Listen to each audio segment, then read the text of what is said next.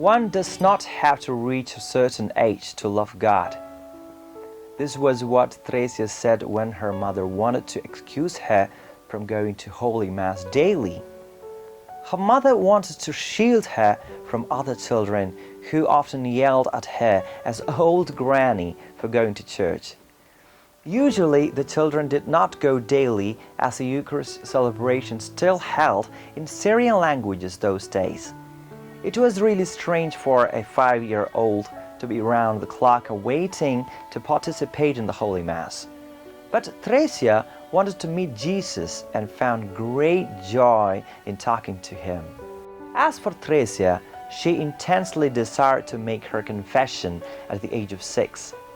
She stubbornly kept requesting her parish priest to allow her to confession, stating that she knew what sin is and that it was God who taught her.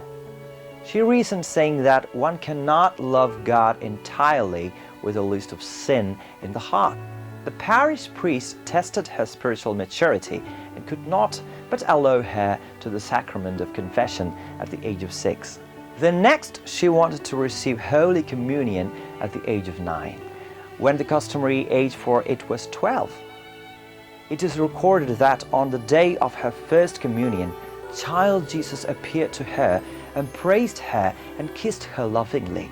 She remained in ecstasy for a while, also committed her entire self in purity and holiness for life. Thresia promised Jesus lifelong chastity at the age of 9. Her earnestness and knowledge surpassing her age aroused great curiosity among the elders. She had feared nothing but to offend God by her sins.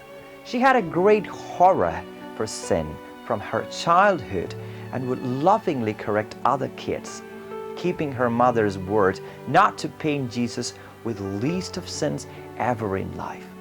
She danced at the finger of her mother when it came to go to the church for Eucharist adorations. Those must have been the sweetest moments of communion with Jesus for her. Her intimacy with the Eucharist Jesus transformed her to be a Eucharist for families as she grew up. Thresia found an ecstatic joy to sacrifice herself for the needy and destitute. In every Eucharist, she offered the families along with her prayers and penances, sanctifying them in the body and blood of Christ every day. Her sufferings and good deeds along with the agony on the cross of Christ attracted more and more blessings for families and persons she prayed for. Thus the Eucharist became the source of redemption for families and persons in need. The devils tormented her mostly when she was on the way to church. They tried to confuse her, chased her away from church disguised as her spiritual father. They threw stones, dust and chili powder on her eyes, fractured her leg to make her immovable. They constantly accused her with inability to receive the Holy Communion and blinded her. Yet her childlike faith and trust could not be moved. It grew more and more strong.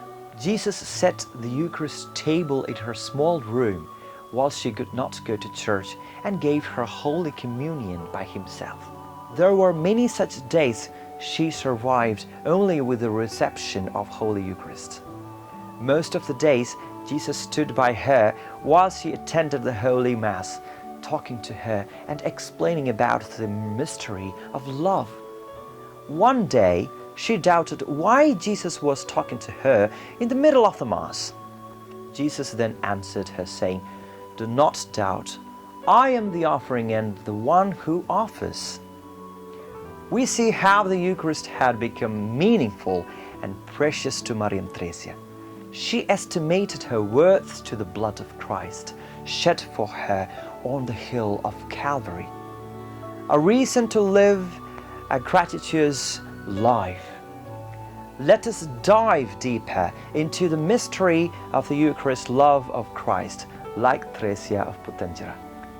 Let us keep updating with the unique call of God for Thresia in the coming episodes. Till then, wish you all graces and blessings in abundance.